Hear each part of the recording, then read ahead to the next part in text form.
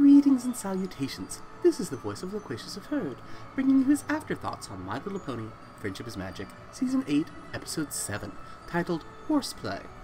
I heartily suggest you find and watch the episode itself, sans commentary, before proceeding with either the Spoken Herd Afterthoughts review, or viewing my full reaction, which is hosted at the link in the description. Please support the official release. Be warned, this Afterthoughts review will contain spoilers for the episode. With that out of the way, on to the review. This episode was a hilarious delight, a fun-filled romp through theatrical mayhem that wound up addressing one of the few long-standing difficulties in the show. We begin with Twilight Sparkle addressing Princess Celestia.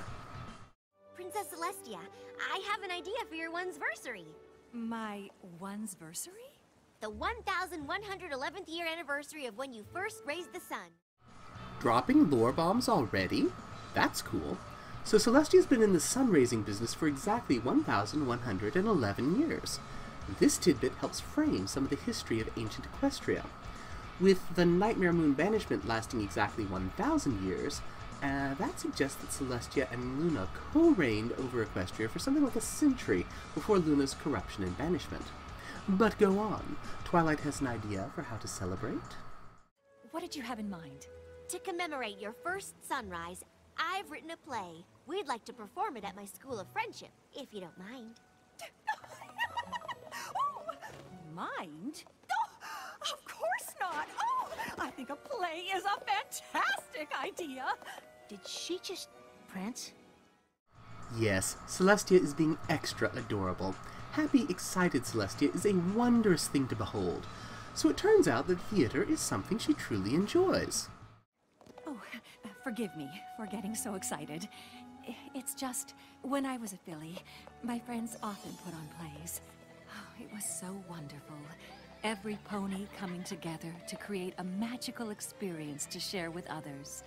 I've always believed theater brings out the best in us and forges a special bond of friendship. I didn't know you used to act. Oh, not me. I was always too busy with my magic lessons to be part of any plays myself. But still, it's something I always wished I could experience. I can see where this is going, and I approve. Princess Celestia, we would be honored if you would be the star of our play. Exactly. Great setup. And as for the conflict, there will be a conflict, yes? Twilight. Yes, Princess Celestia?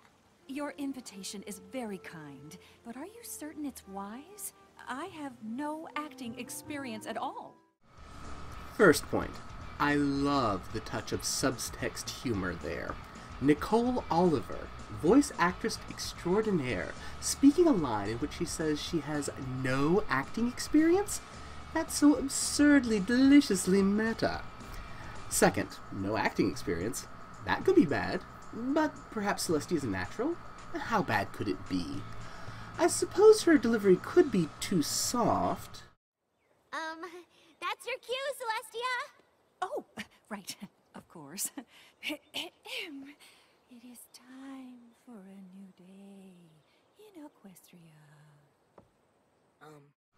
Or she could wind up being too loud? Oh, yes, my royal Canterlot voice. Thank you for the reminder, Twilight. It is time for a new day in Equestria! Or maybe her delivery will be too wooden. It is time for a new day in Equestria. Perhaps she'll go too far with the excitement instead? It's time for a new day in Equestria! No, I know. How about all of the above? Let's go for all of the above. How is that? Honestly? Great! Wow! It's hard to believe you've never done this before. While that was indeed amazing, it was in no respect good. Hilarious, but not good. And that conflict I mentioned earlier... Oh dear, I think we have a problem! Yeah, our lead actress is a disaster. The problem goes deeper than that, Applejack. What are we gonna do? If I tell Celestia she's terrible, it'll hurt her feelings, and I'll be a bad friend. But if I keep her in the show, she'll be the laughingstock of Equestria, and I'll be a worse friend. I'm glad this is the direction they went with the conflict. Oh, they flirted with other possible issues, including the various mayors of the main seven, who were still a bit starstruck by Celestia freaking out about being involved in a production with her, but they moved past that to the heart of the matter. Celestia is a bad actress. Twilight's promised Celestia would be in the play as the lead actress, and Twilight's trying to make this happen in a way that doesn't let Celestia know how bad she really is. It's a nice bit of the old Dunning-Kruger effect in action there. For those unfamiliar with that effect, the idea is that basically you have to have at least a little knowledge, skill, and aptitude in a subject to realize how bad you really are. If you don't have enough knowledge, you honestly won't know how much you don't know, and you'll mistakenly think you are good, or even great, when in fact, you're terrible. Celestia has enough self-awareness to doubt her acting chops, but all the reinforcement she's getting from Twilight is that Celestia's doing great. Celestia clearly doesn't have enough skill with stage action to really see otherwise. Things are so bad that just flat out canceling the play seems like a good option. No one really knows about it yet, right? Alright! I just finished telling every pony to come to our play! You did? Yeah! You should have seen how excited they got when they found out Celestia was in it! They said they'd tell their friends, and then their friends would tell their friends! Every pony in Equestria is gonna see this thing! Did I miss something? Just a bright light of hope being snuffed. There are some extra special jewels of writing hidden away in this season. I approve. So what to do about this problem? If we can't cancel the show, I know what I have to do. Be honest with Celestia and give the lead role to some pony else? Not a chance. Twilight, you know truth is a huge part of friendship. It is, and here's where that long-standing problem once again begins to resurface. Consider, all through this show, when a problem emerges and Twilight Sparkle must deal with it, her first reaction is to deal with it herself. And when there's even a hint that Celestia might become involved in trouble, if Celestia might learn there is some sort of mess, Twilight's knee-jerk reaction has always been to conceal that trouble from Celestia, to hide it, to keep Celestia out of the loop, to bald-faced lie to Celestia. Whether that trouble is Parasprites consuming Ponyville, the royal pet going missing, an incipient war with Yak-Yakistan as initial diplomatic overtures break down, or any other number of issues, major or minor, Twilight fears disappointing her mentor so much that she'd prefer to tell lies, to be dishonest, to deceive, and to try to handle things without involving Celestia, rather than admit to her mentor that something's going terribly, terribly wrong. As Applejack hammers home again and again, this situation with Celestia is one that calls for honesty, even if that honesty means that Twilight has to somehow disappoint Celestia. And Twilight, like always, isn't up for that. So, the solution? Acting lessons! You want to give me acting lessons? No. More like a special workshop with other actors. To take your performance from good to flawless. Wow, again with the lies and deception. Twilight truly does struggle with honesty when it comes to certain elements of her relationship with Celestia. And how does Celestia feel about all of this? Thank you so much, Twilight. This is what I always knew theater must be about. That special stage pony bond of shared trust and honesty. Yeah, that's what it is. You go, Spike. So, with the problem neatly established, we're left barreling down the road towards disaster. The assistance of the Method Mare performers on stage and Raspberry Beret does not manage to bring out any sort of acting improvement in Celestia. In the meantime, the attempts of the rest of the main characters to fix those non-acting aspects of the performance which Celestia broke over the course of her disastrous rehearsal only take things from bad to worse. So with the play set to begin, the backdrops are ruined, the costumes are shambles, and Piggy Pie's various attempts to replace the rising sun have been less than successful. On top of which, Celestia remains a terrible actress. Are we ready to move towards the proper solution for this mess? Are we ready to tell Celestia the truth, finally? No! Aww. I've rewritten the script to give Celestia a more artistic part, with no lines. And to make sure the show's a hit, I've whipped up the biggest, bestest, flashiest fake sun. Pinky, that looks unsafe. Why would untested magic fireworks that I bought in a back alley from Trixie at midnight be unsafe? Every single word of Pinky's previous sentence is beautiful. Each piles on the implications of danger. The result?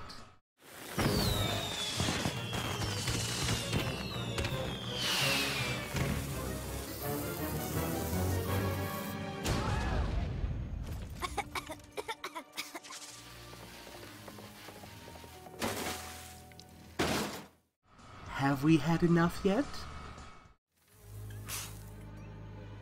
I can't take it anymore! It was supposed to be a simple play! Just one simple play! And then everything goes wrong, from the stage to the props, right down to the worst lead actress in Equestria!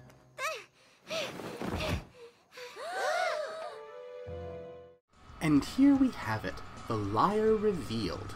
And oh, is Celestia angry.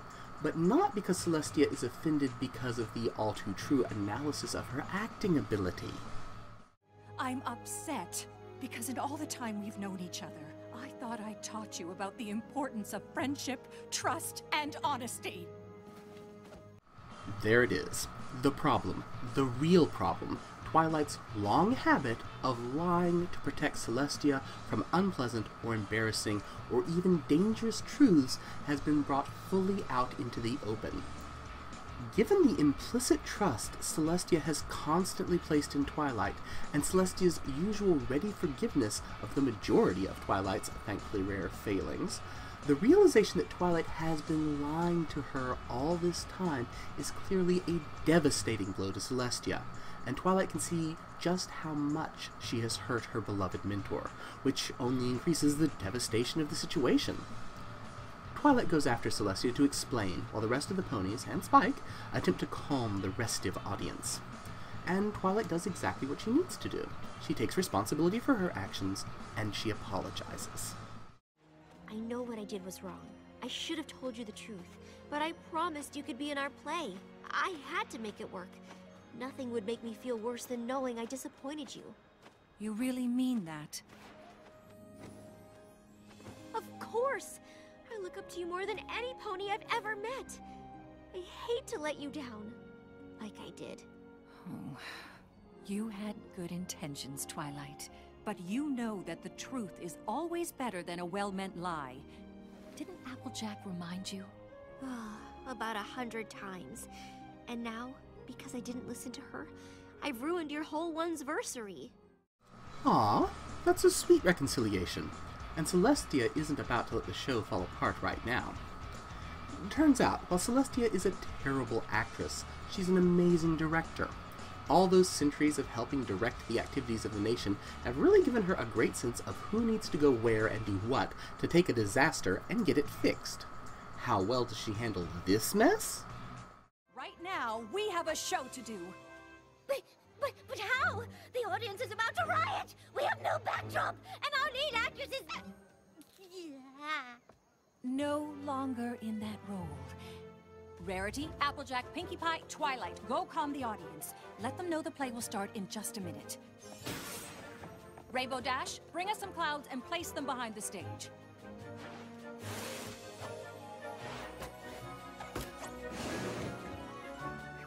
There, that's our new backdrop. Starlight, do you have a copy of the script? Spike, you narrate the play. Fluttershy will be our new lead. Oh my, me? Playing you? Will you watch me playing you? Oh no, I think my stage fright is coming back. Visualize with me. You're a princess. Regal. Commanding. Confident. Feel the rising sun's warmth. Equestria needs you. Very well indeed. In short order, the play is off to a rocky start. But again, Celestia's stage directions smooth over the difficulties as they arise, right up to the point where they realize they don't yet have a sun special effect to produce. Good thing to have Celestia herself helping out.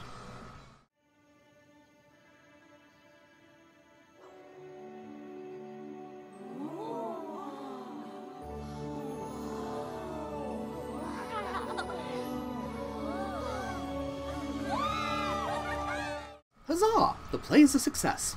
And the only lingering bit of bittersweetness is that Celestia herself didn't exactly get to perform. But, as it turns out, even that isn't truly a sad thing. I just feel bad you never got a chance to actually be in it. You shouldn't. I never felt I had to be on stage to be a part of the show. All I ever wanted was to share an honest bond of creativity, artistry, and happiness with my friends. And that's exactly what I got to do. Voila! The conflict is over, and Fluttershy makes an excellent Celestia. But Celestia herself gets in one last bit of trolling, teasing the ponies with the absurd declaration that she will give up her crown to go into the theater. I had so much fun tonight, I've decided to give up my crown, step down from the throne, and devote all of my time to the theater. You... what? So the queen is a beggar now the play is done, all is well ended, and the suit be won? Gotcha. Maybe I'm not such a bad actress after all. A delightful ending to a delightful episode. I always like seeing more of the two sisters, and of Celestia in particular. The humor and lore, the difficulties in their resolution, I feel this episode handled everything extremely well. Indeed, all's well that ends well, and this ended quite well. Also on the lore front, one of the things I didn't mention yet was how I enjoyed the episode describing how in ancient times 5 unicorn sorcerers and Star Swirl were required to raise the sun pre-Celestia. As I recall, that's another piece of lore lifted directly from Amy Keating Rogers' Journal of the Two Sisters. More and more of that book is becoming show canon. I approve. Chalk it up as one more jewel in this rich season.